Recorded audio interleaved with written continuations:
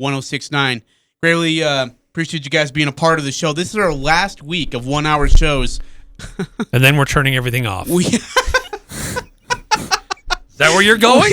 We know how excited Eric is to get back to football season. We're back to 2 hours starting next Monday on August 2nd. That is when NBA free agency starts. The NBA draft is this Thursday night. Where will Neemias Queta land is the big question here around Cache Valley and for Aggie fans all around. He had workouts with the Lakers as one of the teams. He had a couple of workouts with two Eastern Conference teams as well. And from what I've been told, they all have been impressed with him so far. Pretty significant trade today in the NBA relating to the draft. The Memphis Grizzlies make a trade with the New Orleans Pelicans. I didn't hear this. Yeah. Jonas Valanciunas from Memphis goes to New Orleans, and Adams goes the other way. And then was it Eric Bledsoe was involved in the trade, and then picks are also involved in the trade. So the real first significant movement ahead of the NBA draft, which takes place later this week. So here it is. You're right. Memphis is finalizing a trade to send Jonas Valanciunas and the 2021 17 and 51 picks to New Orleans for Steven Adams, Eric Bledsoe, and 2021 pick 10 and 40. Holy crap. And a protected 2022 first-round pick by the Lakers. What in the world? An interesting move. It does, part of the reason that I was reading, what it does is it helps create some cap room for New Orleans. I think they really want to try to keep Lonzo Ball, and it creates an opportunity for, was it Memphis trying to go after Kyle Lowry, perhaps? I can't remember what I read now. But anyway. You're right. You're actually spot on. Actually, sorry, Eric. I got distracted by a tweet that a producer just put out for absolutely no reason at all. So please forgive me. It's pertinent. Yeah, we will get to that in just a little bit. No, you're right, though. So what they are trying to do, and you nearly nailed it word for word, is creating cap space for August that allows him to sign a full offer sheet for Lonzo Ball, but then open up some money market for Kyle Lowry in trying to intrigue and interest him to come over to New Orleans. And then they like the space that Valanciunas brings on the floor compared to Steven Adams. So yeah, that makes a ton of sense because Steven Adams, he plays in the post exclusively, and he and Zion Williamson are really taking up the same space. They're breathing the same oxygen. So you need somebody who can stretch the floor, draw somebody out, and let Williams do what he does best in the post. But the other thing that's cool, Adams going to Memphis, we can call him Grizzly Adams. Man, you've been saving that since 4 Isn't that cool? o'clock, haven't you? He is perfect. I mean, he's got the beard. I like it. He's got the Eric, attitude. I like it. Don't I like it, support Eric. He Cody. fits Keep in going. with Don't Memphis. support this, Cody. No, Don't I like do it. it. You know I like better. it. You know better. Hey. So a little excitement today ahead of the trade, the NBA draft, which is coming up. But some other big things happening today. The Mountain West. I don't know what's going on over here, but the Mountain West issuing a statement about this conference realignment business, because Big 12 was officially put on notice today by both Texas and Oklahoma for their intent to leave, saying they're going to relinquish their rights as when their deal expires here in just a few years. So they officially put the conference on notice so that things can start to proceed in a more official manner with them exiting and divorcing themselves from the Big 12. And so the Mountain West issuing a statement today Okay, so in response to all of this. Yeah, so here's the thing. It's like the Mountain West is like, yeah, we know what's going on. If there's anything that happens, we'll let you know. That's all we got to say right now. Like, it was just No, but I think there we're was some saying a lot without saying anything. No, I think they did say something though that it's worth noting, and I don't happen to have I've got it. the statement in front of me. You had it, and then you're like Dude, in love no, with Skip Bayless, so you keep Cody. watching him. Blame Cody. Has nothing But I think it's worth reading verbatim what the Mountain West said today, if you can. Yeah, here we go. So the Mountain West says, quote, the Mountain West immediately engaged when we became aware of the potential for conference realignment that has included gathering information over the past few days from across the industry. And earlier today, our board of directors and director of athletics convened to evaluate that intelligence and discuss next steps. Our intent is to actively appraise various scenarios, identify potential opportunities, and take actions which can positively impact the trajectory of the conference and our member institutions. We will do our work confidentially, and only comment further as appropriate or necessary. That's by the Mountain West Conference Commissioner Craig Thompson, aka Stuart Buchanan. Well, look, I'm sure that office has been hit like a lot. Every conference has been asked for comment. How's this going to affect your conference and your member institutions? So I applaud them for issuing a statement, but it also kind of indicates to me that they are not going to sit idly by, because that's happened before with the Mountain West, and it's gotten sticky. And that, I think, the way I interpret that statement is that the Mountain West is going to be proactive in a new era of realignment and consolidation. But I think they have to be, because they're going to be, some of their schools could be targeted. Now, according to Ross Dellinger of SportsIllustrated.com, he has noted that SEC presidents have called a meeting for Thursday. Texas and OU took the first step in joining the league today, as you mentioned, Eric, in regards of, axing their media rights after 2025. The second step is applying for membership, which is expected but hasn't yet happened as of Monday, 3 o'clock Eastern. The third step, the SEC presidential vote. Let me ask you, Eric, look, we know how this is going to affect the SEC. Like, it's going to make it a boulder bigger. I also kind of laugh at it, too, because Texas hasn't won their own conference since, 2009. So now they're going to go to the SEC, where Alabama, LSU, Auburn, Georgia have all been vying for that spot to own the conference, and it's been going like just pit bull dogs instead of little yappers, Chihuahuas. These are pit bull dogs that you're facing now. What makes it, what attracts Texas to the SEC, where you're going to just be in, it's like death row gauntlet every single week in football? Here, I tweeted out a link to this. There was I think it was USA Today, put together revenues of institutions which will and can provide revenues and expenses. Private institutions don't have to do it, so they withhold that information. But if Texas and Oklahoma do in fact join the SEC, 7 of the top 10 revenue-generating schools will all be in the SEC. It's not about competitiveness. It's not about rivalries. It's about money. It always has been. So let's not worry and bother ourselves about who they'll have to go up against and how hard the competition will be. It's all about the dollar. If Texas and Oklahoma, I feel like we need to repeat that. If Texas and Oklahoma join the SEC, 7 of the top 10 revenue-generating schools in America will be in the SEC. Texas is number 1. What is that, like $129 million? Yeah. Some ridiculous number. So, and can we rewind back to, I can't remember when this was, man. Like 5 years ago, maybe it was 4 or 5 years ago, when the Big 12 did talk about expanding their conference, and just teased and just dragged along BYU along for the ride. And BYU just ate everything in its trail to being a part of the Big 12, and then it snapped in half. Do you think the Big 12, do you think BYU, Cincinnati, Boise State maybe in that conversation are like, boy, are we glad we didn't make that move? Is there a sense of relief of, whew, dodged a bullet?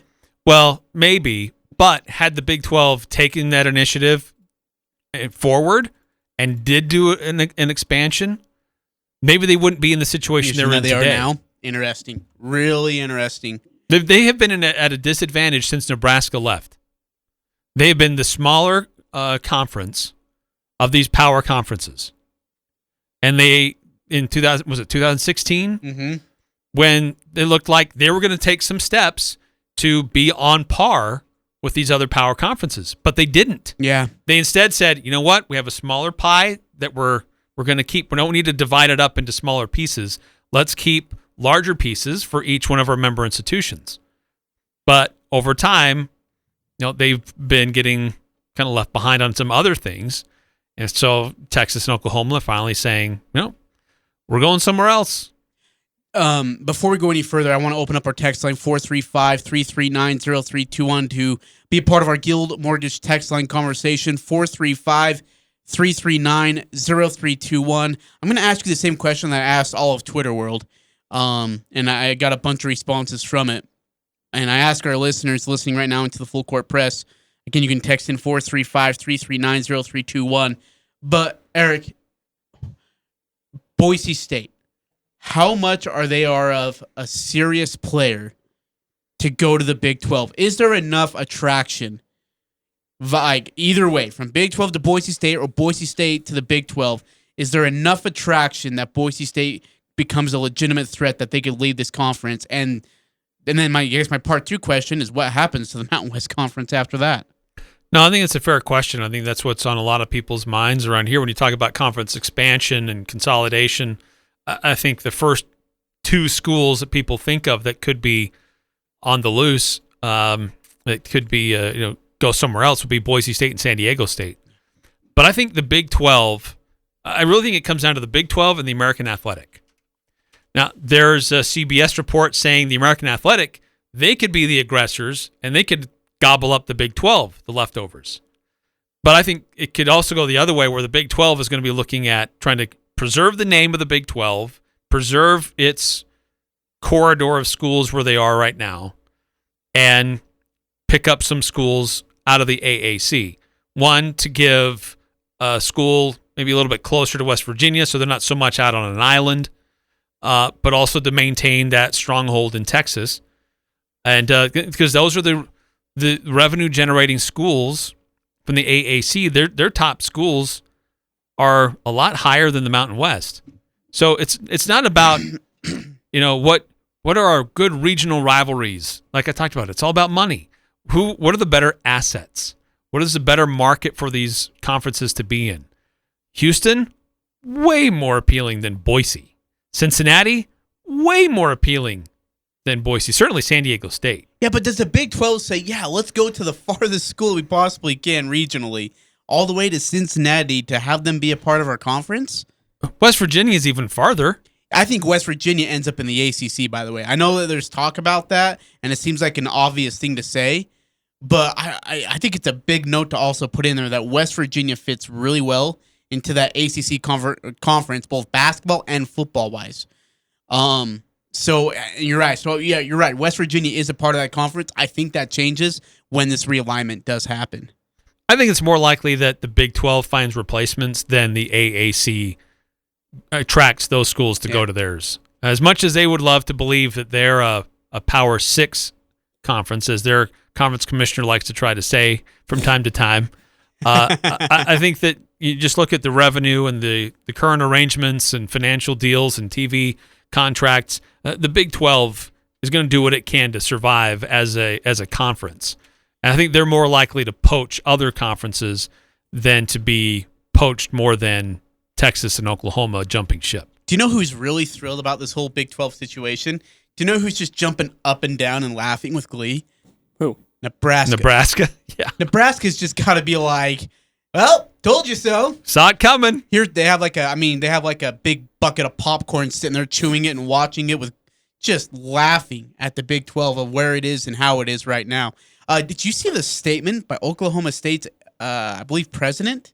Did you see this? Read this? I did, but now I can't remember exactly what he said. I remember it was pretty strong. It was bold. Yeah, that's probably a kind way to put it. Where is it? I want to make sure I have and I think it was the president. I want to say. I'll have to find who it was. Anyways, I mean, it is. It's bold because it kind of tells you where, like, how upset this makes Oklahoma State. In fact, here is the president, Dr. K. Shrum, on the whole movement and just Oklahoma leaving. Earlier today, Oklahoma delivered a document to the Big 12 Conference Office, which indicated they will not sign the grant of rights agreement in 24-25. This action was strategic, deliberate, and as a result of months of planning with the SEC. We believe these conversations, which developed over a long period of time, are in clear breach of the bylaws of the Big 12 Conference and broke a bond of trust between our universities in existence for decades. It is difficult to understand how an Oklahoma institution of higher education would follow the University of Texas to the detriment of the state of Oklahoma. Nevertheless, we are turning our eyes to the future and looking at what is best for Oklahoma State University.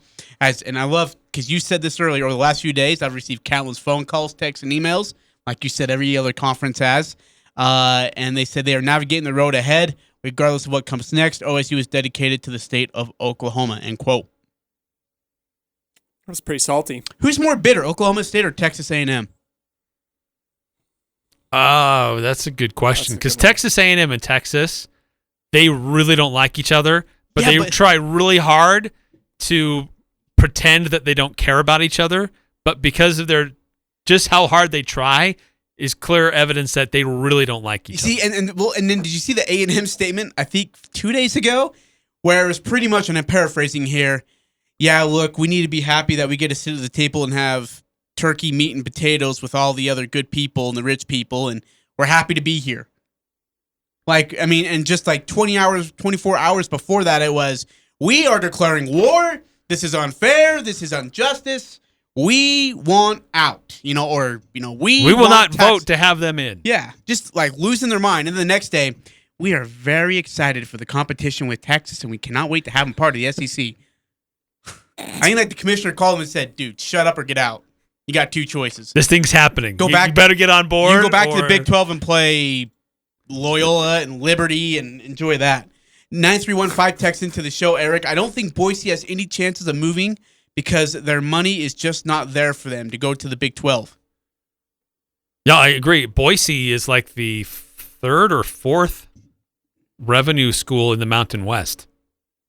What surprised me, I've seen this list before, but going over it again today and paying a lot closer attention, Colorado State, Air Force, they all have higher revenues than Boise State.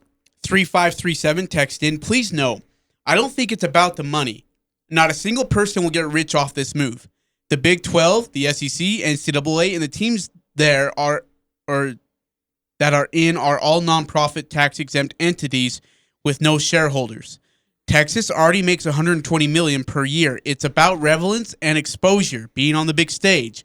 Yes, these teams need to bring in revenue, but make no mistake, not a single person will get paid more off this move. I think Texas makes a ton of money going to the SEC, don't they? Well, they lose Oklahoma's. If it's about relevance, Oklahoma's been to the college football playoff. They've produced Heisman candidates and Heisman winners. They've had title aspirations, and they've been in the hunt.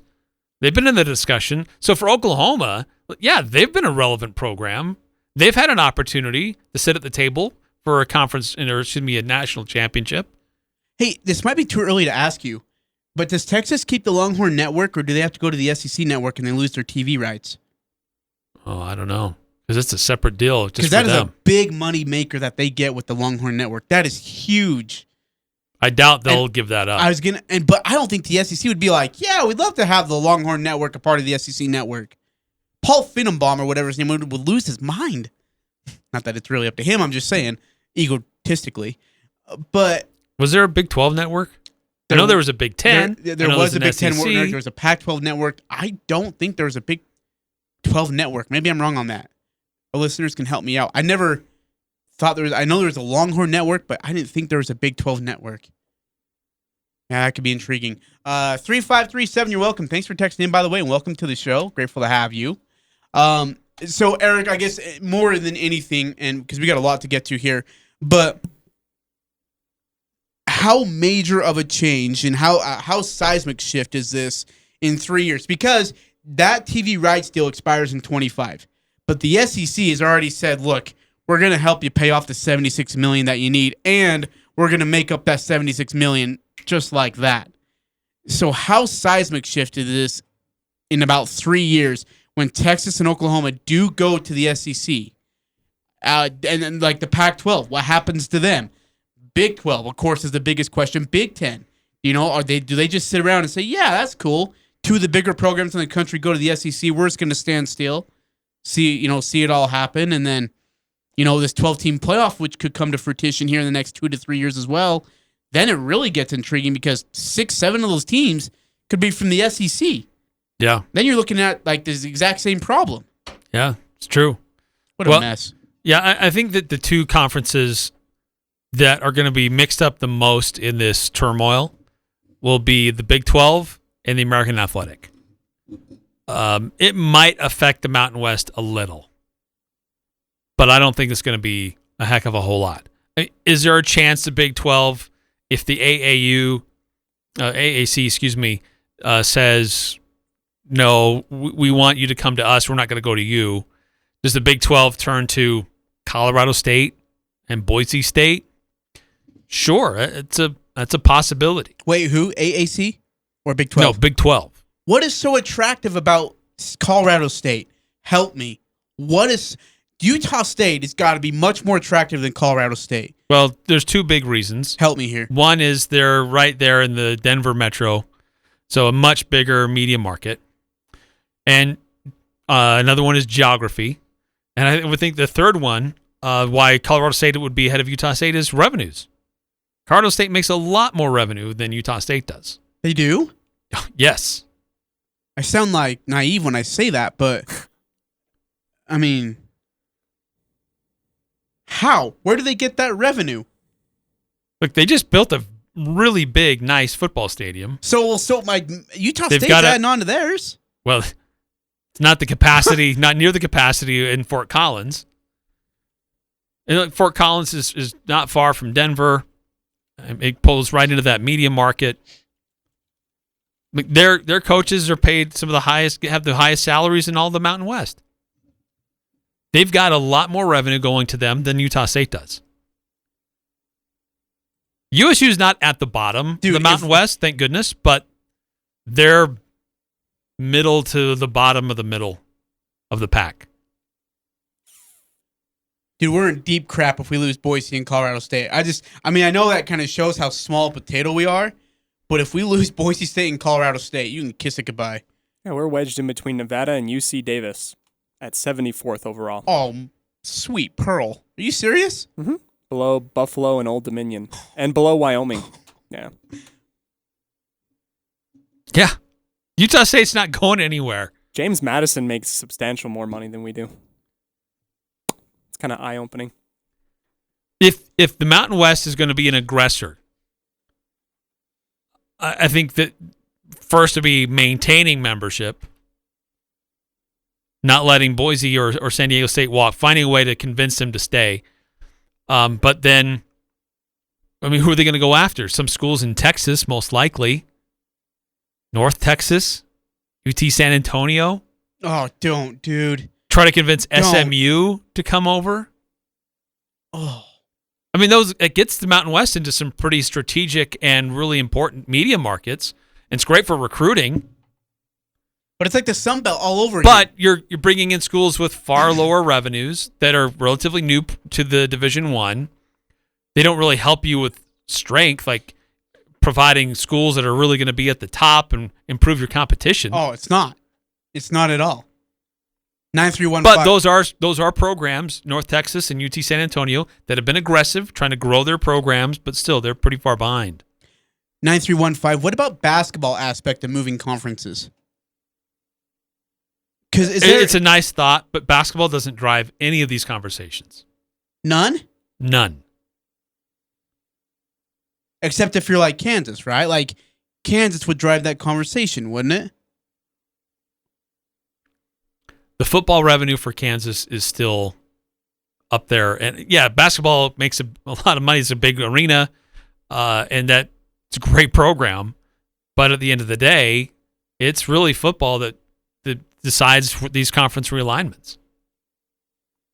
I hate the thought, and it makes me just shiver when you bring up the schools of like UTSA and who else did you say? SMU, North Texas, North SMU. Texas.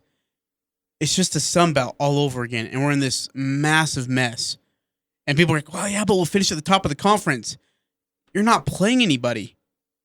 That's the problem of where the Mountain West geography is. Like, there's no other schools unless you try to convince a Pac-12 to leave, and they're never going to leave. Oregon State is never going to leave the Pac-12. Washington State will never leave the Pac-12. They got a good deal going there. Why would they leave? Why would they leave? They get so much from just their membership in the Pac-12, even though there are schools in the Mountain West that are in much larger cities, much better situations, but because they're in the Pac-12, they automatically get big revenue deals from TV contracts. They play great schools all the time. Now, it's funny. The Pac-12 has said that, hey, you know what, we aren't really looking at accepting any new schools, but we are up to listening. What that tells me is if you've got the right revenue, the right market, and just the right attraction, we're probably going to take you. Because we got to build our empire over here because we are getting left in the dust in regards to Power 5 conferences. If you had to rank them right now, Pac-12's at the bottom. And then in regards to Power 5. Yes. And then when Texas and Oklahoma go to the SEC, if you rank it, the Pac-12 is still at the bottom of the pile. I would put them ahead of the Big 12 at that point. You think so? Yeah. Texas, Kansas State, Texas Tech, Kansas State, Baylor, Kansas, I know in football is horrible, but I mean, Kansas, in basketball is great. Oh, man, I don't know. I still put them at the bottom. But, yeah, Pac-12's got some thinking to do, too. And it was probably like God sent that they got a new commissioner because Larry Scott would have screwed that up in a heartbeat. Does the Pac-12, do they continue to expand further west? Or, excuse me, further east? I mean, how far east do they go? Exactly. That's the question is how far east do they go? What's an institution in the Big 12? Colorado State? Would Colorado State be a good Pac-12 school? No. Pac-12 is going to try to poach from another power conference. I don't see the Pac-12 elevating a non-power school that's already in a group of 5 program. Now, look, I know this is not going to happen. Though, that being said, they did that to Utah. That's true. I know this is not going to happen. Can we just hypothetically play with the thought of Matt Wells being in the Mountain West Conference again? Please? Oh, my gosh. Could you? I'll be salivating. 9474, a couple quick tests, and then we got to go to break. 9474.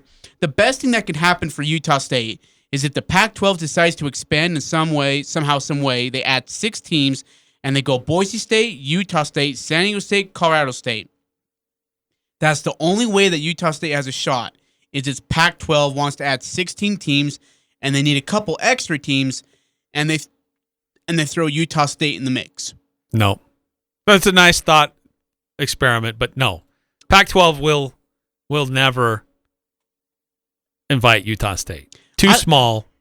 Dude, I don't know who 8003 Not is. relevant enough. But 8003 deserves like a gift card and lots of love and chocolates and everything.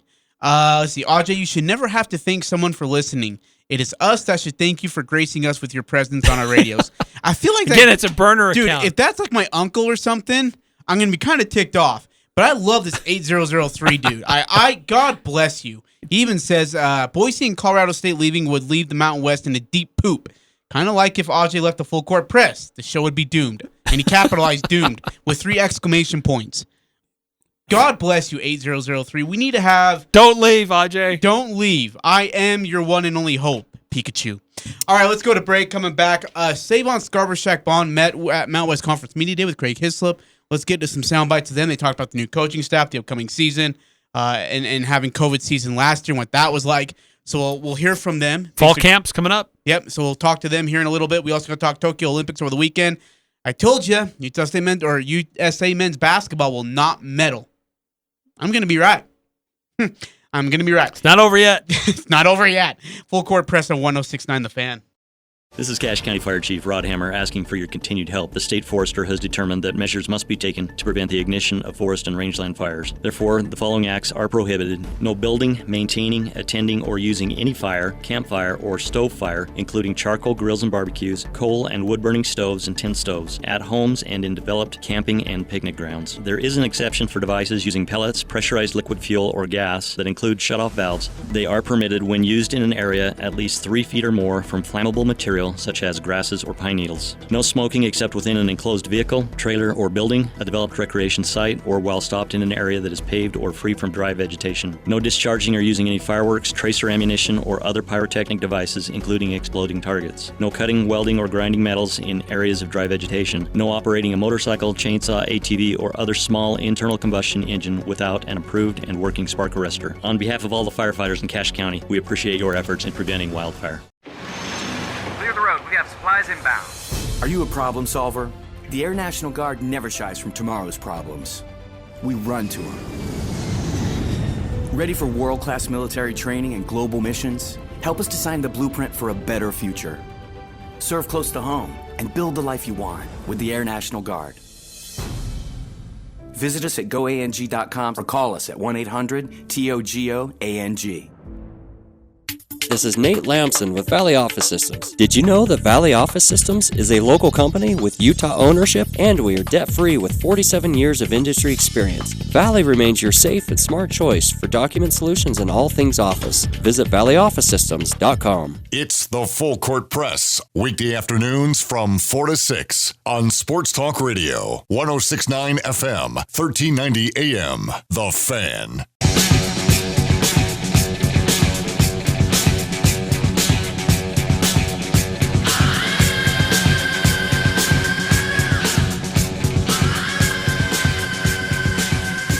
Full Court Press, Eric Frandsen, Ajay, Salvesen, Cody in the house here.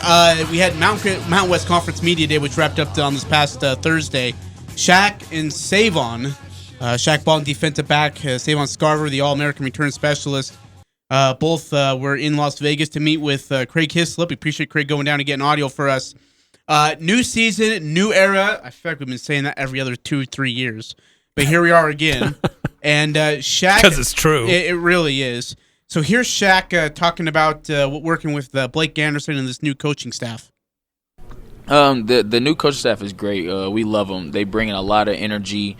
They bring a lot of guys in with them, and a lot of good players. Not players that's coming in thinking they're top notch or this and that. There's players that's coming in willing and ready to work. Actually get down and learn the system. And Coach Bonda, who is our coach, safeties coach / defensive coordinator, he's done a really good job of coming in and, doing things his way. And not saying the way we've been doing things is wrong, but polishing up on tackling, how to tackle, how to, getting your neck out the way, how to stay injury free. He brought a thing to us called football school, learning things that's behind the scenes of plays, why they do this, or when will they do this, or if he lines up here, this is what you can look for, and things like that we haven't really went over in the past. So they've done a really good job of preparing us. Can I just say something that should be off the record, but it's not going to be off the record? I heard that multiple times from multiple players that they were not prepared well by coaches in their specific positions. That when they get on the field, from the last 2 seasons, yeah. Yeah. That they were just the coaches did not prepare them the way they should have. Yep. And they go on the field and it was just totally by surprise what some of the things that they run, and then you'd be like, "Oh, they're getting gashed." Players are like, "It's because they didn't tell us what was coming." That's Playground ball. not good. Nope. So this does help though. It's right. I mean, when you have a coach who's like, "Hey, I care about you. I want to be successful. Here's what's coming. Here's how you can see it." It's like, "Oh, okay, that's what that meant. That's why we're getting our butts kicked the last 2 years by Air Force." It helps. Yeah, I've always really appreciated Shaq Bond. I think he's pretty straightforward. He's a good interview, very smart, intelligent young man, good football player. And that's it sounds like some really good things that are happening now that should have been taking place before. But this coaching staff is taking a really good approach. And really just it's a good thing as a new coaching staff, you're going to come in and say, we don't know what you know, so we're going to strip it down and we're just going to go from very basics and build from there. And a great opportunity to get this team all on the same page and recognizing things that could happen before they do happen, especially as a defense. Man, what an advantage if you can, just by looking at way people are lined up and what tendencies are, to anticipate what's going to happen. For a ball hawk like Shaq Bond, I'm excited to see what his season could look like if that sinks in. In fact, being the ball hawk himself, Shaq on his best game while at USU. Here's Shaq on that. Man, that's a hard one. I would say the best game I ever played where I felt like I showcased a decent amount of things at once would either be going against San Diego State or going against Nevada. San Diego State, I would say I showed, like you said, a lot of versatility of tackling open field, in gaps, wherever you need me. And then Nevada, just showing my sideline to sideline range, that really kind of put that on film just to give you a glimpse of what that is. This team needs that leadership from Shaq so Bond in that badly. secondary. So badly. And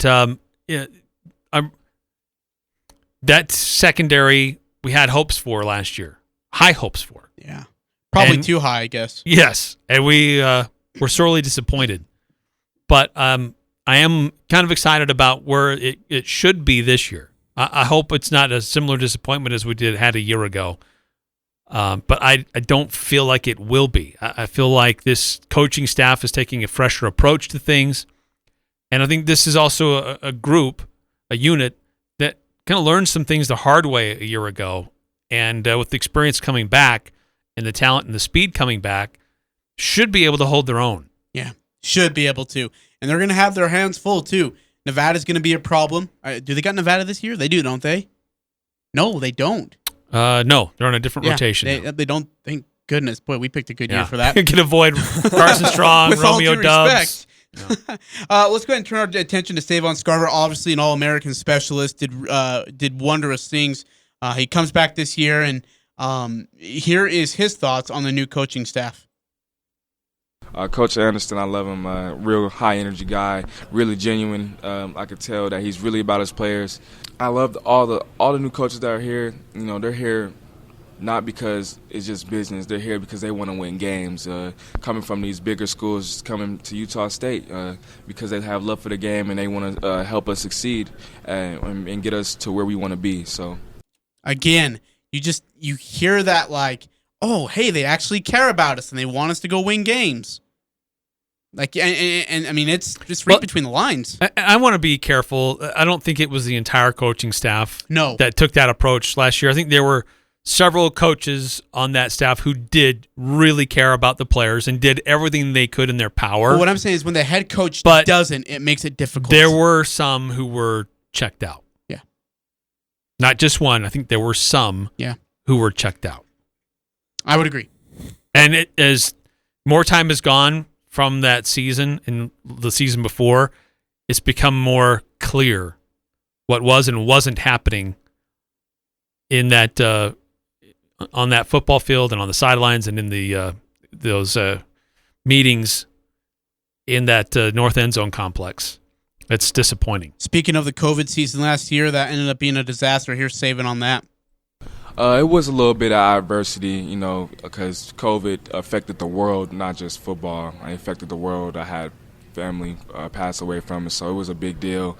I'm glad that we're finding ways to maneuver through this, and, you know, right now there's like a new Delta spreading out, so I recommend that everybody, you know, stay safe, get vaccinated, because I want to play games, and I know my guys on the team definitely want to play games, and I know if we don't get vaccinated, there could be a mishap, and they could end up like last season where we forfeit the games if we have people out. So, you know, I'm just excited that, you know, we're moving forward on from COVID, though. I think he's speaking of Washington State on that regard.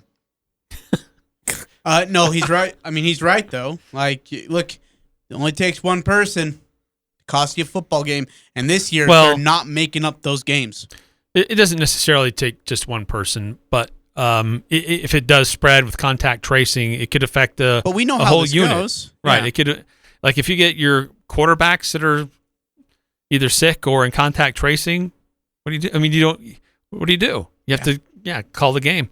So, yeah, good for him. And my heart goes out to anybody who's had family or close friends, people close to them who've lost those people because of COVID. Yeah, it sucks. It's really hard, especially now where it's totally preventable.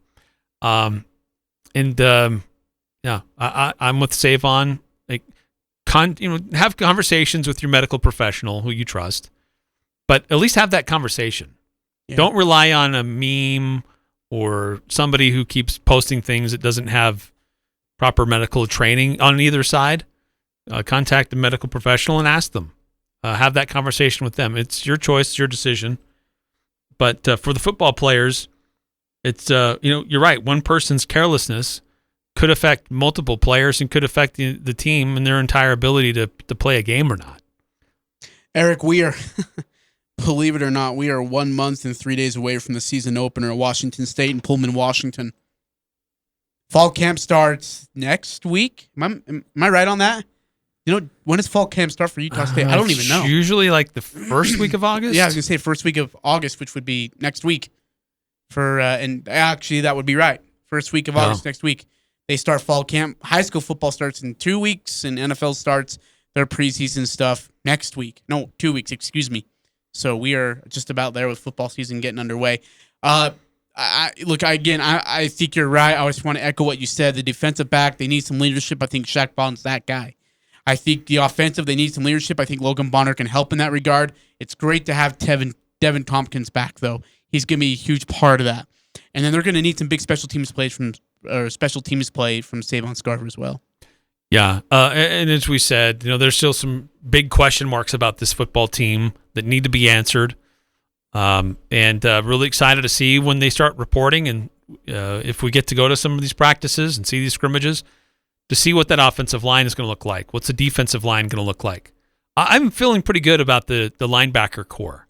I'm feeling pretty good about the secondary. I feel good about the wide receivers. I feel good about the quarterback. I think there's a good stable of running backs. But it's that line of scrimmage on either side that gives me the most concern that I'm not sure about yet. I'm not sure if I should read this. 8798. Yeah, we'll read it. Eric, why do you keep saying it's a person's choice to get the vaccine, but then turn around and say people are being careless by not getting the vaccine? Just because an athlete decides she does not want the vaccine does not mean she is being careless. No, what I mean by that is if they're careless in what they do and going out to a bunch of big gatherings and there's a lot of other people that haven't been vaccinated and they bring that back and it causes an outbreak, that's what I'm talking about. Yeah, if you choose not to be vaccinated, and I understand there's reasons not to, I think you still have to be cautious about where you go and what you do. Yeah. And so it's still your personal choice. I think you just have to be cautious, like I said. And then before we go to break, Piranha's text in. Wow, thanks, Ajay. Throw the rest of us loyal listeners and some Ajay supporters under the bus because a new number text in. Look, Piranhas. Okay, we're boys. You and I you're my first love, all right? You and I are boys. We're pals. So, no, it's you and I. New is always better. Okay? Brown is sugar and the white mamba. That is what me and Piranhas are. Pals, buds, forever. BFFLs. Hey, the Olympics are going on. We need to talk about what happened over the weekend. We need our Pick 6 results, too. Oh, yes, that's right. It has... Cody didn't do them. I wasn't there. He wasn't there, and I haven't tabulated them. Maybe we can do that during the break. Okay. Well, maybe we can do that tomorrow, too. Yeah. But opening ceremonies underway. Matches are underway. Early returns, early reviews on the Olympics. Team USA, how they're doing. We'll discuss that coming up next in the Full Court Press. Wouldn't it be nice to work for a company that puts their employees first and isn't afraid to say thanks for a job well done? An employer who respects you and has no problem rewarding you with a competitive wage and benefits package? You belong with a company like Third Gen Machine right here in Logan. Third Gen Machine is hiring CNC operators, machinists, and maintenance technicians. Apply on Indeed. Just go to Indeed.com and search Third Gen Machine. Trust me, Third Gen Machine is where you want to be. Equal opportunity employer.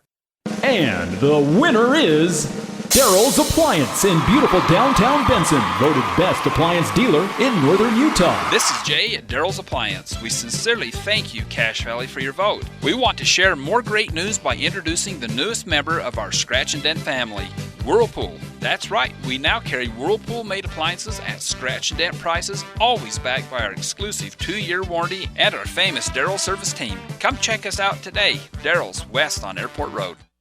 S.E. Needham Jewelers is where Utah gets engaged. People from St. George to Rexburg drive to Logan to shop Utah's oldest jewelry store. And one major reason is price. When diamonds are compared up and down the Wasatch Front, S.E. Needham's is as low or lower than any store in the state. We compete with any 50 to 70% off sales, student discounts, or so-called wholesale prices. So when it's time for an engagement ring, come to the store where Utah gets engaged. Monday through Saturday, 10 to 7. S.E. Needham Jewelers, middle of the block, at the sign of the clock. This is The Herd. The winner in this is also Colin Cowherd. There's not as many smart people as you think. It's just a reality. It'd be a no-brainer if you said, hey, you got a chance to get Wayne Gretzky on your team, or you get a chance to have Michael Jordan on your team. Oh, we don't need him. No thanks. We're good. Yes, he is Wayne Gretzky and he is Michael Jordan, and he's right. This is The Herd. Weekdays from 10 to 1 on Sports Talk Radio, 106.9 FM, 1390 AM. The Fan.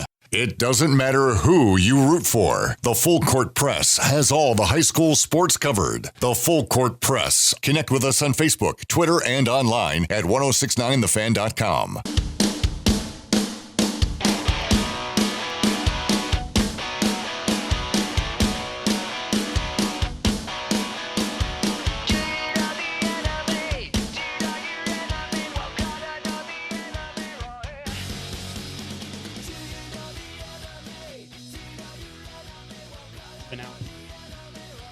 Hi, welcome back to the Full Court Press. Just, my co-host was taking unprepared, care of stuff. so we had to bail him out. Commercial break. You're welcome, America. When I'm gone, you guys can't do the full. No.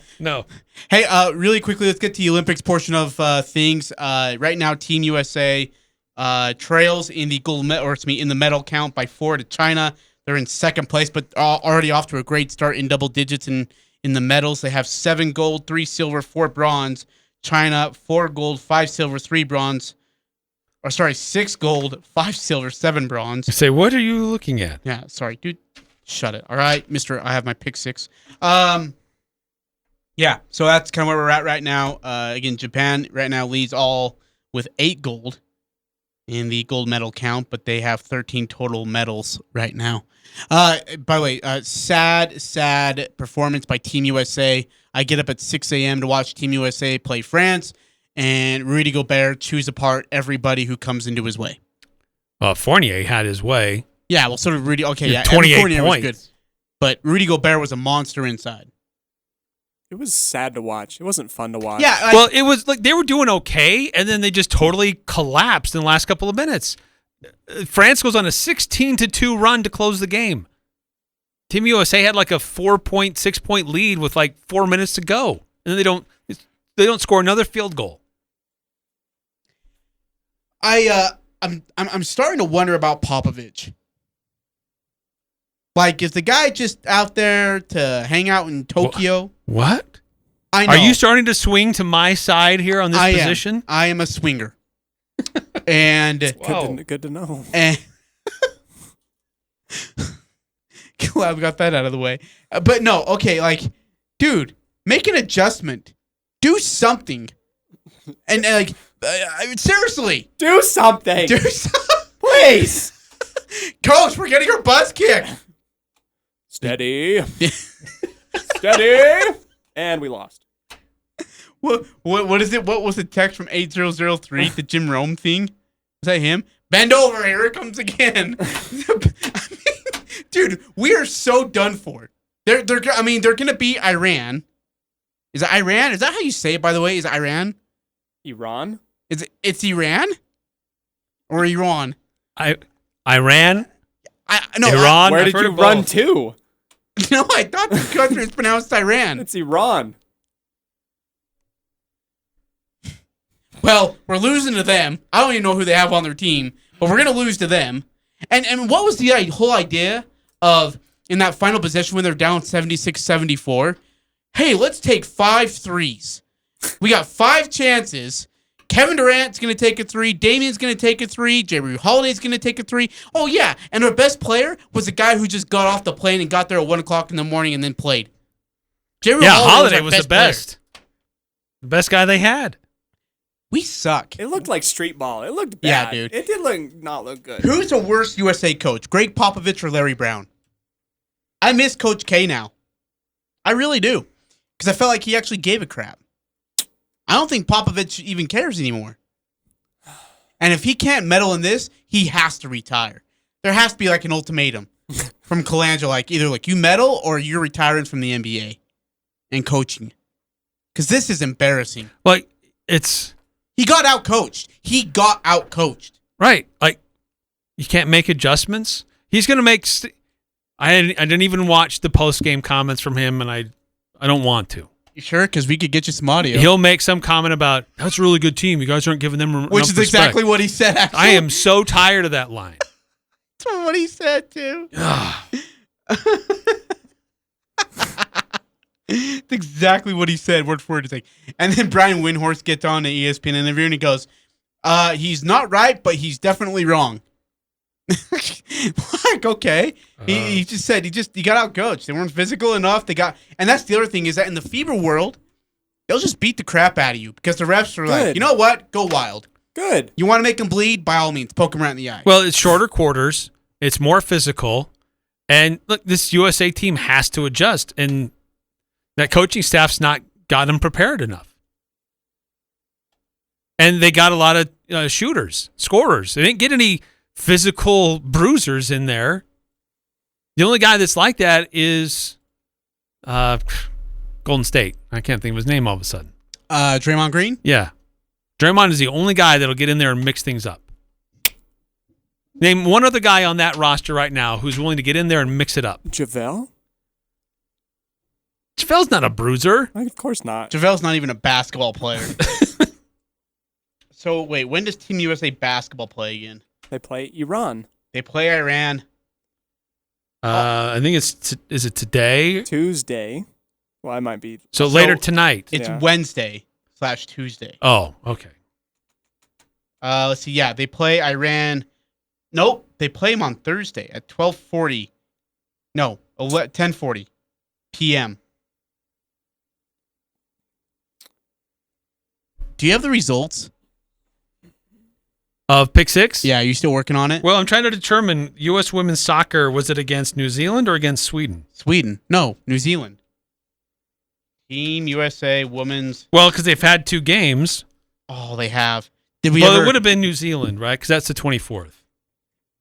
Yeah, I guess. Yes. Yes. Absolutely. Let me work on their website. But it's not. What I'm looking at isn't showing me a box score. Yeah, I don't have a box score either. Oh, but dude, by the way. They won 6-1, but I don't know who scored what goals. Who made that pick 6? Was that you? That was probably you too, wasn't it? You genius. No, that was you. Let's have. You know what? It doesn't matter. Let's say it's Abby Dalkemper. Let's see, it was her. They scored 6 goals. Can't just say that. All 6 was her. Her and Tierna Davidson, the goalie. Okay, here we'll just go through what we do have. Is she even playing? Okay, Rudy Gobert blocks versus Team USA. We set the line at 2.5. He had 0. We both took the under. I feel like I'm going to get screwed on this, but go ahead. 3-on-3 men's basketball. Have you watched any of these 3-on-3? No. It's actually kind of funny to watch. I have better things to do. Interesting. Poland versus Latvia. Who would win? Oh, my gosh. If it was Laffy Taffy, I'm going to be... It was Latvia. Are you kidding? They beat Poland. I took Latvia. You took Poland. Max Scherzer strikeouts versus the Orioles on Saturday. Turns out he didn't throw. Yeah, he didn't throw. So we'll just... If I freaking lost, I'm going to be livid. Team USA over France. And we said Team USA by 9.5. Well, they ended up losing. I did take the under, so that would mean I won that one. You took the over. What the flip, Ajay? Kevin Durant, points versus France. It's my turn! 15.5. My turn! He only scored 10. You said it was my turn! I took the under. You took the over. That's another one for me. Oh, my goodness. What we don't know is U.S. women's soccer, who scored the goals. But doesn't matter. If you got it right, it wouldn't matter. Oh, wow. So well, guess what? I got 4. Guess you got 1. Flipping what? Yours truly. You may have gotten 2. Dude, you know what? That doesn't even count because you didn't even do the results and you probably got all the lines wrong too. So you know what? We're not even counting this one. I'm so sick of this. I am so sick of losing. Is that why you put that magazine on my desk? I'm tired. By the way, yeah, was that from Candy Cane? Very cool. Yeah, it was pretty cool. Hey, where is that thing anyways? I got rid of it. Where? You want to go dig it out? I'm just asking for a friend. I just want to read some sports updates. Take it home. Are you serious? Got to read up on some athletes. Over this. What time? Dude, I don't even want to play. Dude, I'm done with Pick 6. Okay, when Season 4 starts next Monday, Pick 6 is over. Are we clear? This is our last edition of Pick 6 ever again. Because it's just stupid. It's a full court press tradition. Okay? Where's Jim Nantz when you need him? A tradition unlike any other. It's like Utah and Utah State. I'm Dan Patrick, and this is Above the Noise. The U.S. men's basketball team lost its first game since 2004 on Sunday. Somehow Team USA forgot how to shoot down the stretch against France, and they couldn't even stop Evan Fournier. This team doesn't want to be associated with the 04 squad that won a bronze in any way. That team was the perfect example of how talent alone doesn't win.